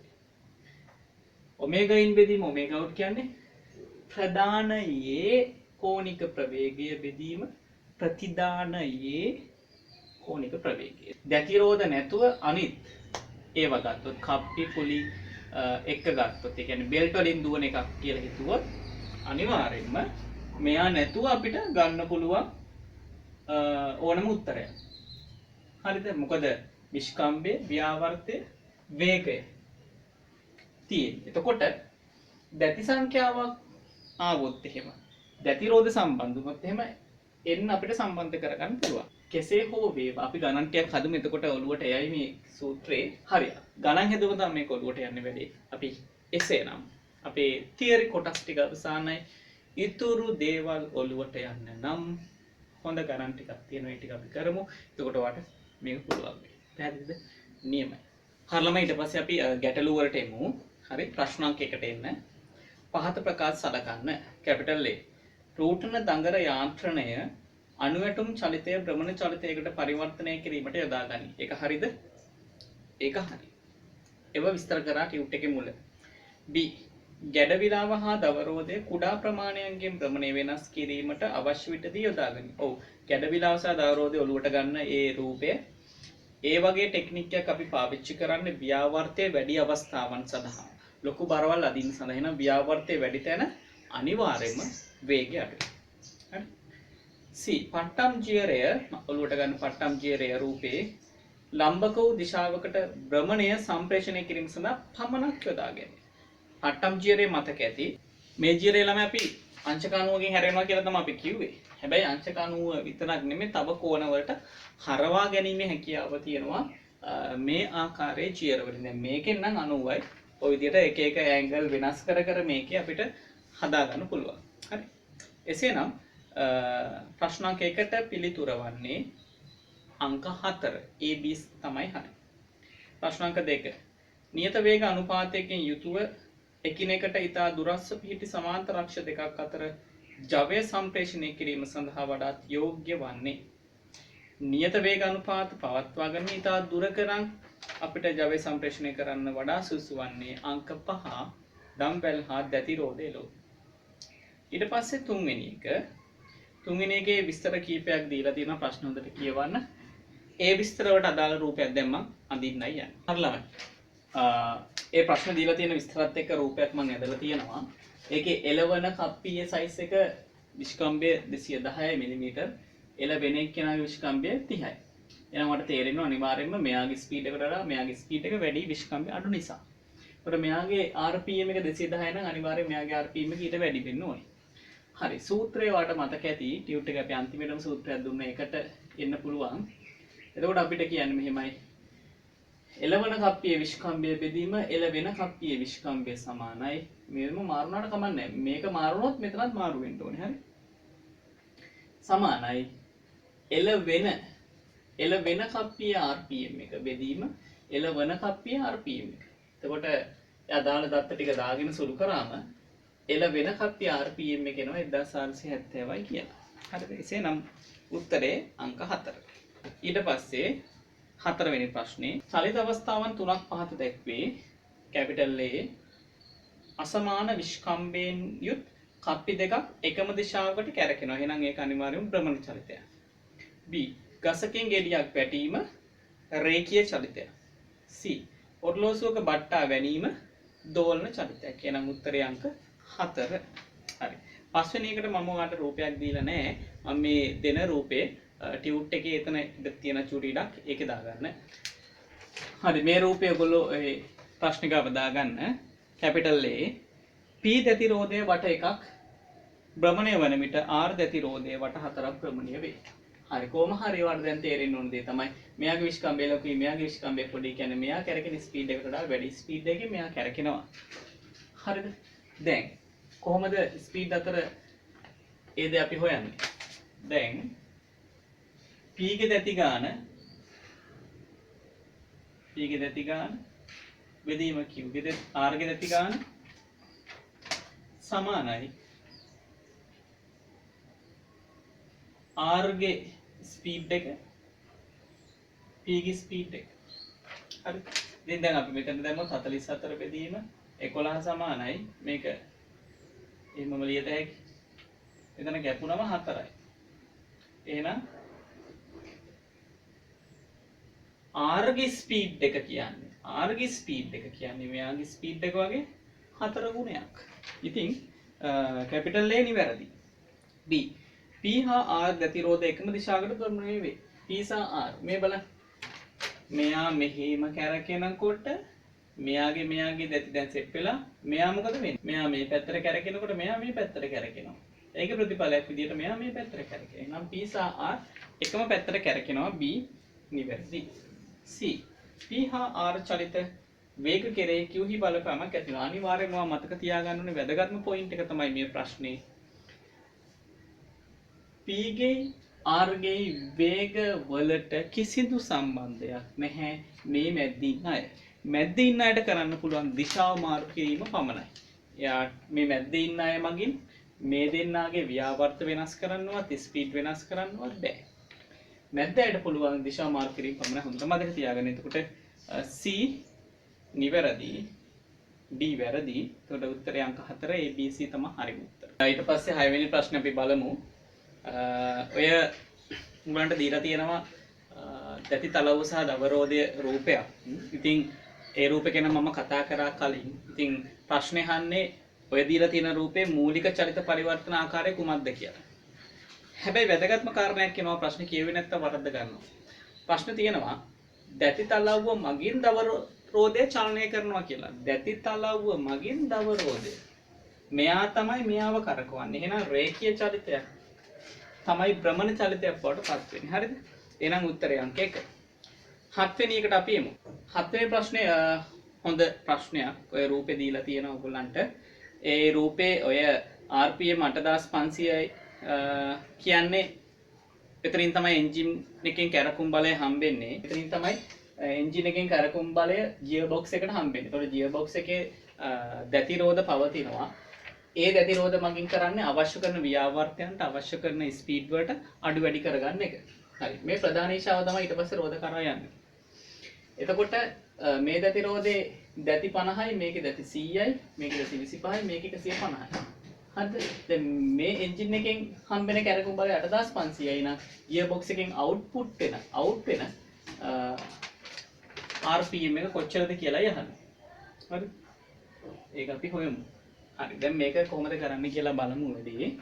දැන් අපි කරන්න ඕනේ මුලින්ම මේ දෙන්නට අර ජීව අනුපාත දාලා වේග අනුපාත දාලා මෙයා කරගෙන වේගය හොයා ගන්න ඕනේ. හරි. දැන් අපි මෙහෙම ගමු. මම මෙයා කරගෙන වේගේ ඔමේගා මෙයා 3 මෙයා 2 එහෙම කියලා ගමු. එතකොට අපිට මේ දෙන්නට දාන්න පුළුවන් n4 බෙදීම n3 සමානයි ඔමේගා 3 බෙදීම ඔමේගා 4. එහෙනම් ඔමේගා 3 කියන්නේ මොකද්ද? n4 බෙදීම n3 වැඩි කිරීම ඔමේගා 4. හරි වැදගත් කරුණක් විදිහට තියාගමු. ඊට පස්සේ මේ දෙන්නට දාමු.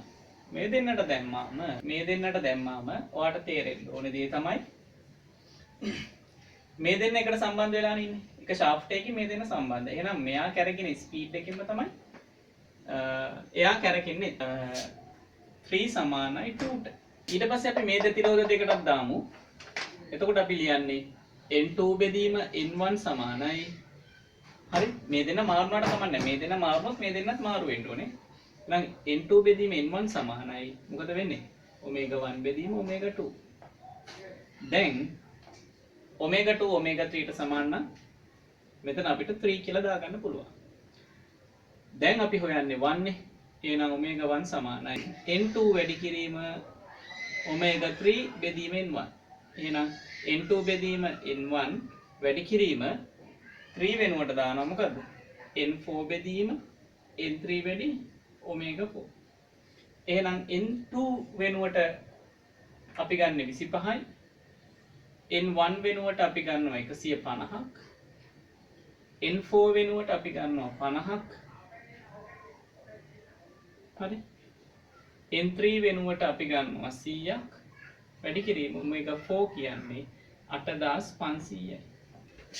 708.3ක් එන්නේ. ඉතින් අපි උත්තර දිහා බැලුවම 0.3 තියෙන උත්තරයක් නෑ. 708 තමයි අපිට ගන්න වෙන්නේ. RPM 708යි.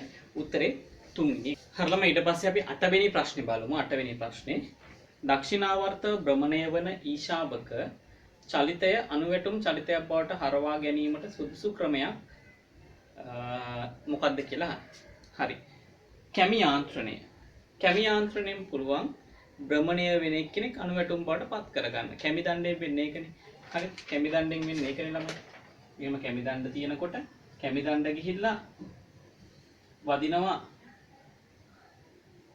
වෑල් එක සෙට් කරලා තියෙන දණ්ඩට. එතකොට කැමි දණ්ඩ කැරකෙන විදියත් එක්ක මේ වෑල් එක මොකද වෙන්නේ? අනුවැටුම් චලිතයක් බවට පත් වෙනවා. අනුවැටුම් චලිතයක් බවට පත් වෙනවා නම් කැපිටල් A ගන්න පුළුවන්. ඊට පස්සේ දඟර කඳ යාන්ත්‍රණය. අපි රූටන දඟර යාන්ත්‍රණය කියලා කතා කරේ. අන්න ඒකම තමයි මෙතන දඟර කඳ යාන්ත්‍රණය කියලාම කියන්නේ. ඉතින් එතකොට එදන්දි වෙන්නේ ඔයාලට මතකද? දඟර කඳ භ්‍රමණය වෙනකොට පිස්ටන් එක අනුවැටුම් චලිතයක් බවට පත් වුණා. හරිද? එහෙනම් මෙතන පිළිතුර විදියට A B හෙවත් දෙවෙනි එක තමයි ගන්න වෙන්නේ. ඊට පස්සේ 9 වෙනි එකට එන්න පහත දීලා තියෙනවා අපිට සමීකරණ කීපයක්. එතනින් චලිත පරිවර්තන හරිම එක මොකක්ද කියලා අහනවා. හරිම එක වන්නේ 4 වෙනි එක. ඒකේ තියෙනවා එළවන කප්පියේ විස්කම්භය සමානයි ප්‍රවේග අනුපාතය වැඩි කිරීම එළවන කප්පියේ විස්කම්භය. එතකොට ප්‍රවේග අනුපාතය දකුණු පැත්තේ උක්ත කරගත්තොත් එළවන කප්පියේ විස්කම්භය සමාන ලකුණෙන් එහා පැත්තට ගිහිල්ලා භාගයක් විදියට යන්නේ. එතකොට අනුපාතය ලස්සනට හැදෙනවා. උත්තරේ 4. 10 වෙනි එකේ තියෙන මෙන්න මේ වගේ රූපයක්. ඉතින් මේ පැත්තේ දැති 99, මේ පැත්තේ දැති 13යි. මේක 390කින් කැරකෙනකොට අනිවාර්යයෙන් මෙයා ඊට වඩා අඩු ස්පීඩ් එකකින් කැරකෙන්න ඕනේ. එළවන උනත්, එළවෙන උනත් මොකෝ වුණත්. හරිද? ඉතින් දැන් අපෙන් අහන්නේ අතර මෙයා කැරකෙන ස්පීඩ් එක අපි හොයමු. ඒකට ඉතින් මේක MCQ එක නිසා 아무තේ ලොකුවට දේවල් ලියන්න ඕනේ. එකපාර 99 බෙදීම 13 සමානයි. මොකද ලියන්නේ? 390 බෙදීම W කියලා ලියගමු. ඒකයි. මෙතන ඉන්නේ 39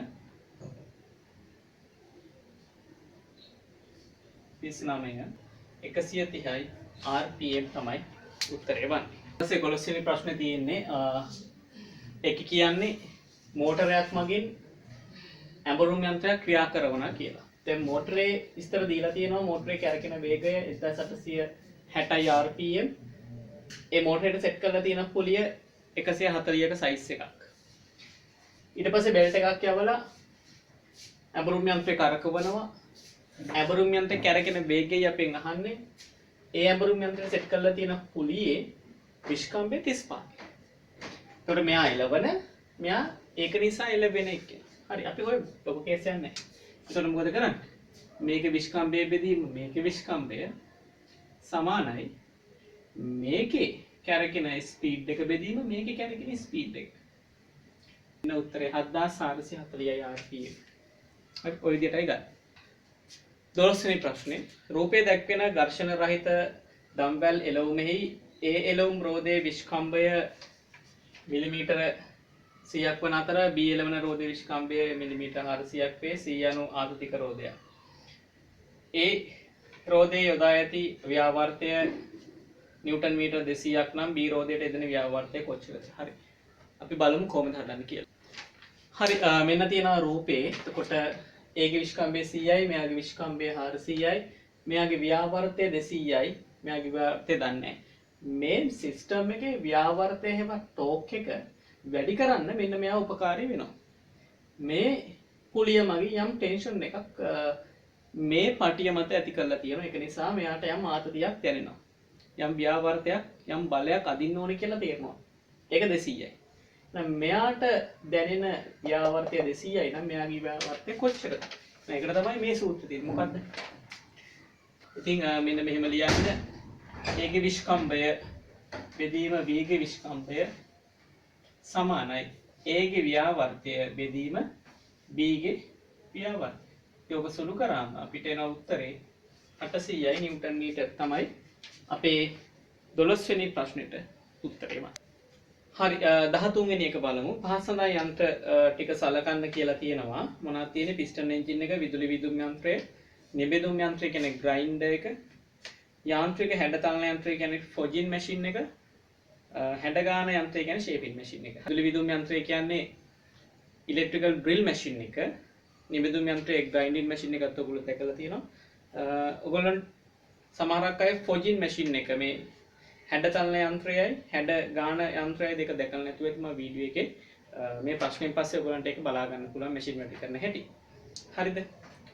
එතකොට අපෙන් අහන්නේ චලිත පරිවර්තන යාන්ත්‍රණ ක්‍රම ඇතුළත් වන්නේ. හරි. පිස්ටන් එන්ජින් එක තුල චලිතය වෙනස් වෙනවද? ඔව්. එන්ජින් එක ඇතුලේ චලනයන් ගොඩක් සිද්ධ වෙනවා. හරි. අපිට ඒක උදාහරණයක් කියන්න පුළුවන් රූටන දඟර යාන්ත්‍රණයක් සිද්ධ වෙන එන්ජින් එක ඇතුලේ. චලිත පරිවර්තනයක් සිද්ධ වෙනවා. විදුලි විදුම් යන්ත්‍රයේ චලිත පරිවර්තනයක් සිද්ධ වෙන්නේ නැහැ. කැරකි කැරකිම තියෙනවා. ඩ්‍රිල් කරන්න ඒ කට්ට කැරගෙන ඉන්න ඕකම තමයි තියෙන්නේ. නිවිදුම් යන්ත්‍රයේ ග්‍රයින්ඩරෙත් කැරකෙන එකම තමයි තියෙන්නේ. වෙන චලිත පරිවර්තනයක් නැහැ. ඊට පස්සේ ෆොජින් මැෂින් එක කියන්නේ හැඩතලන යන්ත්‍රය. මේක නම් චලිතාකාර පවතිනවා. ඉතින් අපි වීඩියෝ එකෙම බලමු කොහොමද කියලා ඒකට අපිට තේරෙයි. ඊපස්සේ හැඩගාන යන්ත්‍රයේ ෂේපින් මැෂින් එකේ චලිත පරිවර්තනයක් සිද්ධ වෙනවා. හරිද? භ්‍රමණ චලිත අනුවැටුම් චලිත බවට පත් වෙනවා. හරි. ඉතින් එහෙම ගත්තම අපිට පිළිතුර අංක 3.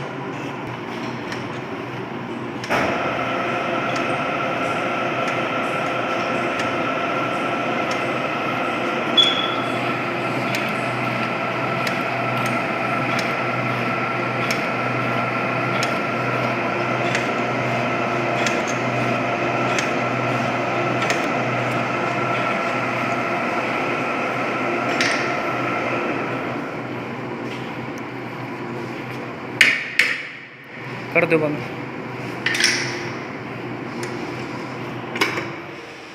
ගාන කියන්නේ 14 වෙනි ගාන කියන්නේ දවරෝදය මගින් දැති තලව්වක් චලනය කරනකොට හොඳට ඔළුවට ගන්න රූපේ මතක නැත්නම් පෙන්නලා බලන්න. දවරෝදය මගින් දැති තලව්වක් චලනය කරනවා නම් අනිවාර්යයෙන් මෙතනදි සිද්ධ වෙන්නේ චක්‍රීය චලිතයක් රේඛීය චලිතයක් බවට පත් වෙනකොට උත්තරය 4 එන්නේ. හරි. ඊට පස්සේ අපි 15 වෙනි එක බලමු. හරි පුතේ 15 වෙනි ප්‍රශ්න හොඳට කියවුවා නම් ඒකේ තේරුම තමයි මේ වගේ ජීව පද්ධතියක් තියෙනවා මෙයා මෙයාට සෙට් වෙලා මෙයා මෙයාට සෙට් වෙලා. එතකොට මේ යන්ත්‍රය කියන ජීවරෝධයේ දක්ෂිනාවර්තව කැරකෙනවලු අපෙන් අහන්නේ නම් මෙයා කොයි පැත්තටද කැරකෙන්නේ කියලා. නම් අපි ගමු මෙයා දකුණට කැරකෙනවා නම් අනිවාර්යයෙන්ම මෙයා එහෙම වමට කැරකෙනවා. හරි මෙයා මෙහෙම වමට කැරකෙනවා. එහෙනම් අනිවාර්යයෙන්ම මෙයා දකුණු පැත්තට කැරකෙනවා. දකුණු පැත්තට කැරකෙනවා. හරි එහෙනම් මෙයා කැරකෙන පැත්ත තමයි මෙයාත් කැරකෙන්නේ. එහෙනම් මෙයා දකුණට නම් මෙයාත් දකුණටමයි කැරකෙන්නේ. හරිද? ඊට පස්සේ අපෙන් අහන්නේ මෙයා කැරකෙන ස්පීඩ් එක. මං වාට කිව්වා මේ මැද්දේ කෙනා අපිට ඇත්තටම අවශ්‍ය වෙන්නේ දිශා මාරු කර ගැනීමට පමණයි. එහෙනම් ඔය වේග ගැන හොයද්දි ව්‍යාවර්ත හොයද්දි මෙයා ගණන් ගන්නේ නෑ අපි. එතකොට මෙයයි ගැන විතරයි හිතන්නේ. 40 25 60 කියලා දීලා තින්නේ මේ දැති රෝධවල තියෙන දැති ගණන. එහෙනම් මෙයාගේ දැති ගාන බෙදීම මෙයාගේ දැති ගාන සමානයි. මෙයාගේ කැරගෙන ස්පීඩ් එක බෙදීම මෙයාගේ ස්පීඩ් එක. ඉතින් මේක සුළු වුණාම අපිට හරි 60 බෙදීම 40යි. ඒක දක්ෂිනාවර්තව කියලා එන්න ඕනේ. එහෙම ගත්තම 15 වෙනි එකට පිළිතුර අංක 2. ඊට පස්සේ අපි බලමු 16 නිවැරදි චලිතාකාර මොනවාද? පහත දීලා තියෙන ඒවා.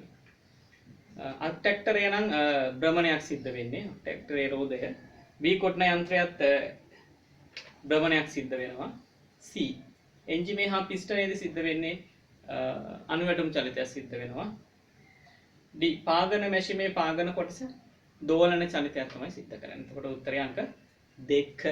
හරිලම ඊට පස්සේ 17 වෙනි ගාන නම් මම හදන්න යන්නේ නැහැ. මොකද 17 වෙනි ගාන ලේසි ගානක් අපි කලින් කරපු ගානත් එක්ක බැලුවම ඒක ලේසි. එතකොට ඒකේ නම් උත්තරේ එන්න ඕනේ අංක 2. අංක 2 තමයි එන්න ඕනේ. ඊට පස්සේ අපි 18 බලමු. මේ තියෙන 18 රූපේ මේ තියෙන වෙසස් සැරසිල්ල එයා කැරගෙන ඕනේ කොහොම හරි. එයා ඉතින් කරක ගැනීම සඳහා අපි මෙන්න මේ වගේ ඇටුමක් පාවිච්චි කරලා තියෙනවා. එතකොට මෙන්න මෙයා කැරකෙන ස්පීඩ් එක තමයි මේ v2 කියලා දීලා තියෙන්නේ. මෙයා කැරකෙනවලු RAD S ඍණයක 30ක වේගයකින්. මෙයාගේ විස්කම්භය දීලා තියෙනවා. මෙයාගේ විස්කම්භය මේ මෙන්න මේ අවුට් එකේ එක්කෙනාගේ B ගේ විස්කම්භය දීලා තියෙනවා. ඉතින් මේ දෙන්නගේ නම් විස්කම්භ සමානයි. එතකොට හිතන්න ඕන කාරණය තමයි මෙයා යම් වේගයකින් කැරකුණාද අපි හොයලා බලමු. එතකොට අපිට පුළුවන් කිරීම D2 කියන්නේ 100යි බෙදීම D1 කියන්නේ 60යි. ඊට පස්සේ මෙයා කරගෙන ස්පීඩ් එක ඒක අපි V1 කියලා ගන්න පුළුවන්. බෙදීම මෙයා කරගෙන ස්පීඩ් එක 30යි. එතකොට හරිද? එතකොට ඉතින් මේ බලන්න මෙයාටමයි මෙයා සෙට් කරලා තියෙන්නේ. මේ දෙන්නගේ විස්කම්භ සමාන නම් වේග සමානයි. එහෙනම් මෙයා කැරකෙන ස්පීඩ් එකකින්ම මෙයා කැරකෙනවා. ඒ කියන්නේ මෙයාත් කැරකෙනවා කියන එක. එහෙනම් v1 කියන්නේ මේකම තමයි. මෙතන දාලා තිබ්බට මෙතන වේගෙමයි මෙතන වේගෙ. එහෙනම් අනිවාර්යෙන්ම 5 එන්නේ අංක 5 උත්තරේ. ඊට පස්සේ අපි බලමු 19 වෙනි ගාන. ඊට පස්සේ 19 වෙනි ගාන ගත්තම ඒගොල්ලෝ කියනවා මේ ලොකු දැතිරෝධේ මේ පොඩි දැතිරෝධයේ දැති ගැන ඒගොල්ලෝ කියනවා මෙන්න මෙහෙම. ඒ තමයි මෙතන තියෙන දැති සංඛ්‍යාව වගේ 3 ගුණ 1 දැති සංඛ්‍යාවක් මෙයාගේ තියෙනවා. එහෙනම් මෙතන x දැති සංඛ්‍යාවක් තියෙනවා කිව්වොත් මෙතන තියෙන්නේ 3x කියන දැති සංඛ්‍යාව. එහෙනම් සප්ලයි එක දෙන්නේ මෙතන අවුට්පුට් එක මෙයාගෙන් හම්බෙනවා. ප්‍රතිදාන. හරි. අපි එහෙනම් මේ ප්‍රතිදානයේ කැරකෙන වේගෙ බලමු. එතකොට අපි මොකද කරන්නේ? මේ ලේසි කලින් ගියම තමයි 3x බෙදීම මෙයාගේ දැති ගාන බෙදීම මෙයාගේ දැති ගාන සමානයි. වේග නම් අනිත් පැත්ත කොහොමද? එහෙනම් 2 බෙදීම 1. මම එකපාරට 20යි කියලාම දාගන්න. මෙයාට මෙයා කැපුණා 60යි rpm. 60යි rpm. උත්තරේ 5. හරිද? හරිලම ඊට පස්සේ අපි යමු රචනා ප්‍රශ්නෙට. හොඳ ප්‍රශ්නයක්. හරි. කියව ගමු. ප්‍රශ්නක් 1. දැන් ඒකේ මම සාරාංශයත් එක්ක මේක පාර යන්නම්. ඔතන කියන්නේ දැන් කතුරුංචිලාවක් කියලා එකක් තියෙනවලු. ඒකේ රූපේ බලන්න ඕගලන්ට දීලා තියෙනවා. ෂීට් ටික පෙන්නලා තියෙනවා. ඒවල ඉඳලා එස්ටම ෂීට් තියෙනවා සෙට් එකක්. හරි. ෂීට් 8ක් තියෙනවා. ආසන කට්ටල 8ක් තියෙනවා. ඉතින් ඔය එක ආසනයක ඉඳ ගන්න පුළුවන් මිනිස්සු දෙන්නෙක්ට. හරිද? ඉතින් එහෙම ගත්තාම මිනිස්සු ඔක්කොම කීයක් යන්න පුළුවන්ද? 16 දෙනෙක් යන්න පුළුවන්. හරිද? ඊට පස්සේ ඉන්න සිම්පල් ලේවල රෝමි ලක්කම් 1ට. ඒකේ කියනවා එක ආසන කට්ටලයක බර කිලෝග්‍රෑම් කීයද? 10ක් වෙනවා. හරිද? එතකොට ආසන කට්ටල 8ක් තියෙනවා කියලා මතක තියාගන්න. ඊට පස්සේ උතන J කියලා කොටසක් වලට පේනවද? අන්න ඒ වගේ කෑලි 3ක් තියෙනවනේ. ඉතින් ඒ තුනේම බර කිලෝග්‍රෑම් 600යි. ඊට පස්සේ xx කියලා අක්ෂයක් තියෙනවා. ඒ අක්ෂය බෙයාරින් දෙකකින් තමයි පිටලා තියෙන්නේ. ගුරුත්වජ ත්වරණය අපිට ගන්න කියන්නේ 10යි. එක මගියක ස්කන්ධය කිලෝ 60ක් කියලා ගන්න ඕනේ. ඉතින් සම්පූර්ණයෙන්ම මේ කතරොන්චිලා මගින්ගෙන් පිරලා තියෙනවලු. ඒ කියන්නේ හැම ෂීට් එකකම දෙන්න ගානේ 16 දෙනෙක් මිනිස්සු ඉන්නවා කියන එක. හරි එහෙනම් එක බෙයාරිමක් මත බලපාන මුළු ස්කන්ධය. හරි. අපි බලමු කොහොමද වැඩේ වෙන්නේ කියලා. අපිට ගානේ මේ වගේ රූපයක් දීලා තියෙන ඔයගොල්ලන්ගේ ටියුට් එකේ බලන්න. හරි අපි එහෙනම් ගාන හදමු. දැන් මේ විදියට ෂීට් 8ක් තියෙනවා. මෙන්න මෙතන බෙයාරින් දෙකක් උඩ තමයි මෙයා කැරකෙන්නේ. හරි. ඉතින් එක බෙයාරින් දෙකක් තියෙනවා. එක බෙයාරින්කට දැනෙන සිරස් බල ගණනය කරන්න කියලා කියන්නේ අනිත් බල ගැන හිතන්න එපා කියලා. හරිද? හරි එහෙනම් අපි ගාන හදමු. හරි ළමයි. අපි බලමු කොහොමද වෙන්නේ කියලා. දැන් ගානේ කියනවා ආසන 8ක් තියෙනවා. එක ආසනයක් කිලෝග්‍රෑම් 10ක් බරයි. එහෙනම් අපිට පුළුවන් මුළු ආසනවල ස්කන්ධය හොයාගන්න. එතකොට 8 වැඩි කිරීම 10 කිලෝග්‍රෑම් 80ක් වෙනවා ආසන සෙට් එකේම ස්කන්ධය. ඊට පස්සේ එක මිනිහෙක්ගේ ස්කන්ධය කිලෝග්‍රෑම් 60යි කියලා ගන්නලු. ඉතින් මේක පිරෙන්න දැම්මම මිනිස්සු 16ක් දාන්න පුළුවන්. එහෙනම් 16 වැඩි 60 960යි කිලෝග්‍රෑම්. මෙතන තියෙන්නේ මිනිස්සුන්ගේ විතරක් ස්කන්ධය. ඊට පස්සේ අර J කොටස කියලා ඔයගලන්ට රූපේ තියෙන්නේ. අන්න ඒ කොටසේ ස්කන්ධය කිලෝග්‍රෑම් 600යි කියලා අපි ගන්නවා. එසේනම් මුළු ස්කන්ධය කියන්නේ මේ කතරොන්චිලාවේ මුළු ස්කන්ධය විදිහට අපිට මේ ටික එකතුව ගන්න පුළුවන්. ඒකට එකතුව 1640යි කිලෝග්‍රෑම්. එහෙනම් මේ මුළු ස්කන්ධෙම දැනෙන්නේ මේ බෙයාරින් දෙක මතට. අපෙන් අහන එක බෙයාරිමක ස්කන්ධය හොයන්න කියලා අපි මොකද කරන්නේ? මේ ආපු මුළු ස්කන්ධය දෙකෙන් බෙදුවම එක බෙයාරිමක් මත බලපාන සිරස් ස්කන්ධය ලැබෙනවා. අපෙන් අහන ස්කන්ධය නොවේ බර. එහෙනම් අපි කරන්නේ ගුරුත්වජ ත්වරණයෙන් වැඩි කරන්න ඕනේ. 10යි. එතකොට 8200 නිව්ටන් කියලා එනවා සිරස් බර. හරියටම ඒකේ රෝමිලකන් දෙක ගානත් හොඳ ප්‍රශ්නයක්. කියව ගමු. රූපේ දිහාත් හොඳට බලන්න. මෙම කතරොන්චිල්ලාව කරකැවීම සඳහා විදුලි මෝටරයක් සහිත ජව සම්ප්‍රේෂණ ක්‍රමයක් යොදා ගන්නවා. මේ දින කතරොන්චිල්ලාව ඒ කැරකීම සඳහා මෝටරයක් පාවිච්චි කරනවා. මෝටරේ කැරකුම් බලය ජීව පෙට්ටියකට යවනවා. ඒ සඳහා පටේලුම් ක්‍රමයක් භාවිතා කරනවා. මේ තියෙන පුලි. එතකොට මේකේ අවුට්පුට් කැරකුම මේ කතරොන්චිල්ලාවට ලබා දෙන්න ඉපේ. එතකොට ඒකටත් මෙතන පුලිය සෙට් කරලා තියෙනවා. හරිනේ?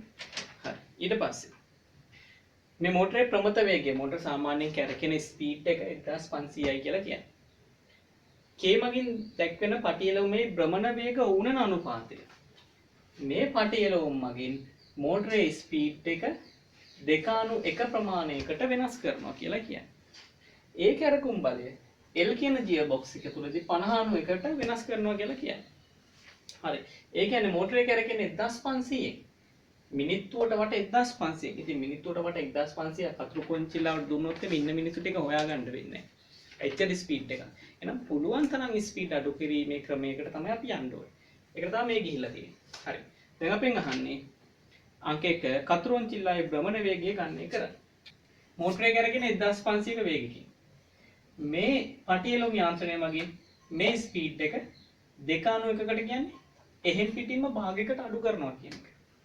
එහෙනම් පටියලොමේ මෙන්න මෙතනට හම්බෙන ස්පීඩ් එක වෙන්නේ 1500 බෙදීම 2 හෙව 750 rpm කියන ස්පීඩ් එකක් හම්බෙන්නේ. මේක ස්පීඩ් එකෙන් එහෙම භාගයකට අඩු කරනවා මේ සිස්ටම් එක.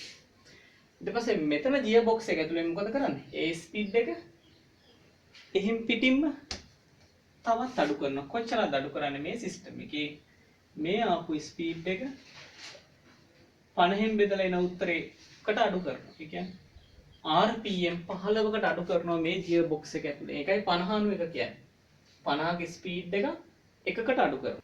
මිනිත්තුවට වට 50ක් කැරකෙන එක මිනිත්තුවට වට එකකට අඩු කිරීමක් මේකෙදි සිද්ධ කරනවා. එන එකේ තේරුම 750ක ස්පීඩෙන් කැරකෙන එක 15කට අඩු කරනවා කියන එකයි තේරුම. එහෙනම් දැන් කතරොන්චිල්ලාව කැරකෙන්නේ මිනිත්තුවට වට 15ක ස්පීඩ් එකකින්. ඊළඟ ප්‍රශ්නේ. මෙහිදී ජවය සම්ප්‍රේෂණය කිරීම සඳහා K පටි එළවුම භාවිතා කිරීමට හේතු. ලියන්න පළවෙනි එක.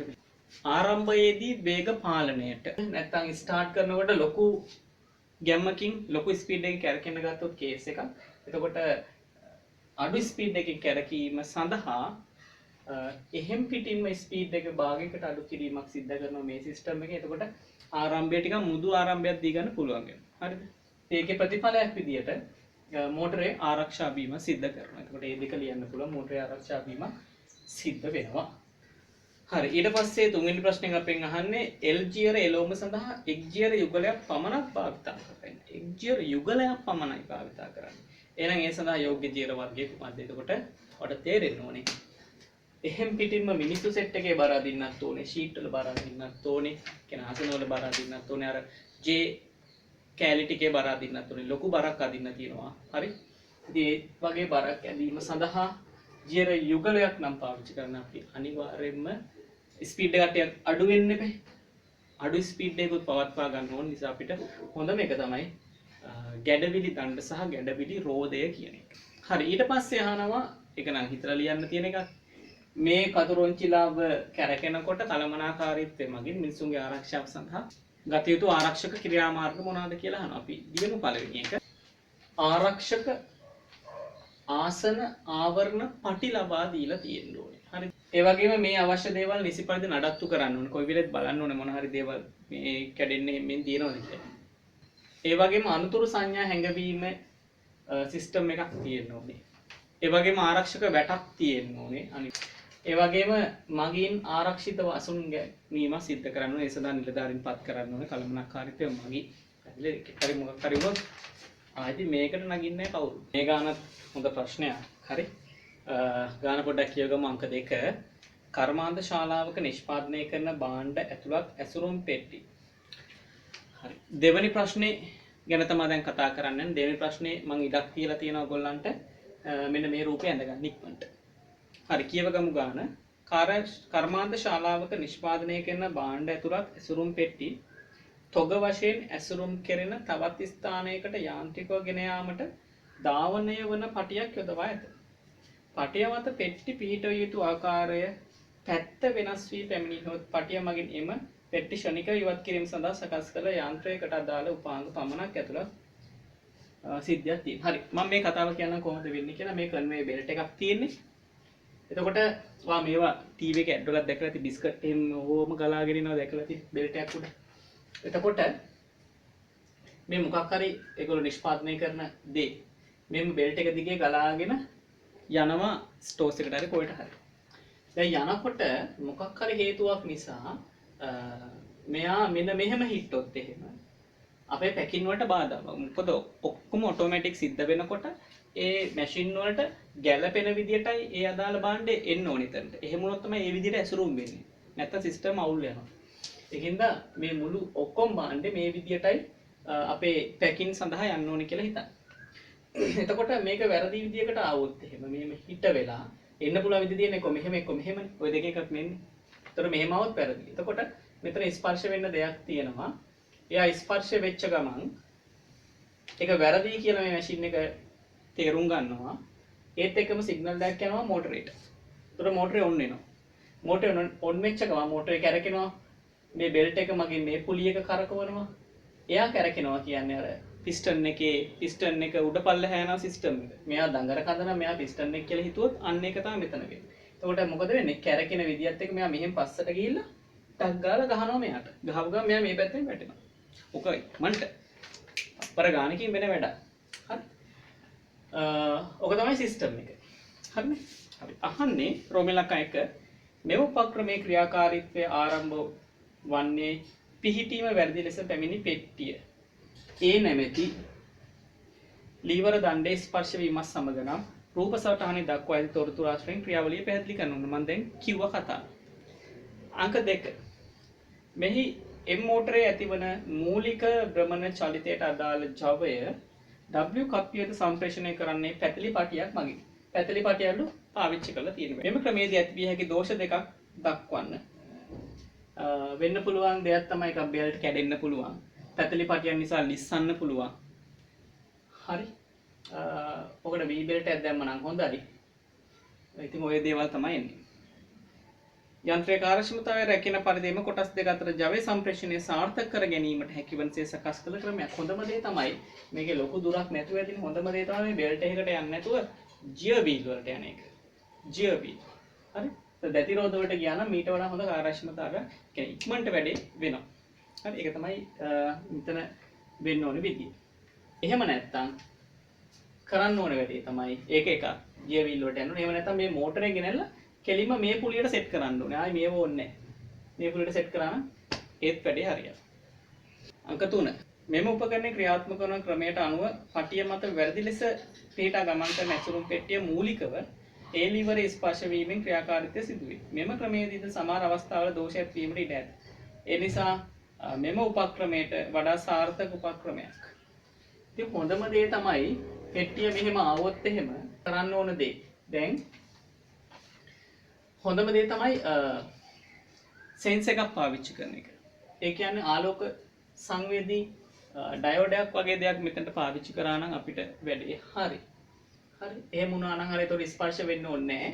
එතකොට දැන් අපි හිතමු මේක නම් ආලෝක සංවේදී සෙන්ස් එක. එතකොට මෙහෙම පෙට්ටිය ඇවිල්ලා මෙයාව වහ ගන්නවා. හරිද? මෙහෙම එනකොට වැහෙනවා. ලයින් එක වැහෙනවා. ලයින් එක වැහිච්ච ගමන් ඔයගොල්ලෝ දන්න ට්‍රාන්සිස්ටර් අපි කනක් කරානේ. එතකොට ලයින් එක වැහිච්ච ගමන් මෝටරේට සිග්නල් එකක් ගිහලා මෝටරේට කරන්ට් එක ගිහලා මෝටරේ ඔන්න වෙන විදිහට හැදුවනම් වැඩේ හරි. පැහැදිලිද? ඒක තමයි හොඳම විදිය. දෝෂ කිසි දෙයක් ඒකට වෙන්නේ නැහැ. හොඳම විදිය තමයි ට්‍රාන්සිස්ටර් යදූ පරිපථයක් භාවිතා කරන එක. එහෙම කරලා ට්‍රාන්සිස්ටර් යදූ පරිපථයක් සහ ආලෝක සංවේදී ඩයෝඩයක් LDR එකක් වගේ දාලා වැඩේ කරා නම් හරි. හරිද? අන්න ඒවා ඒ කියන උපාංග එකතු කරපු සර්කිට් එකකින් දුවන සිස්ටම් එකක් හදාගත්තා නම් මේ වැඩේට හරියටම හරියනවා. පැහැදිලිද? ඉතින් මේ කියපු දේවල් ඔයාගේ වචනේ පැහැදිලිව ලස්සනට දාගන්න. මේක ඉතින් නැවත අහන්න පුළුවන්. හොඳට පුළුවන් කරගන්න. මේක දැන් වෙන විට මේ පාඩම විභාගයේ වැඩි වශයෙන් අහන්න පටන් ගත්ත දෙයක්. හරිද? ඒ නිසා හොඳට පුළුවන් කරගන්න. ජය වේවා හැමෝටම. මේ පණිවිඩය මේ වීඩියෝ සම්බන්ධව ඔයගොල්ලන්ගේ යාළුවන්වත් දැනුවත් කරන්න.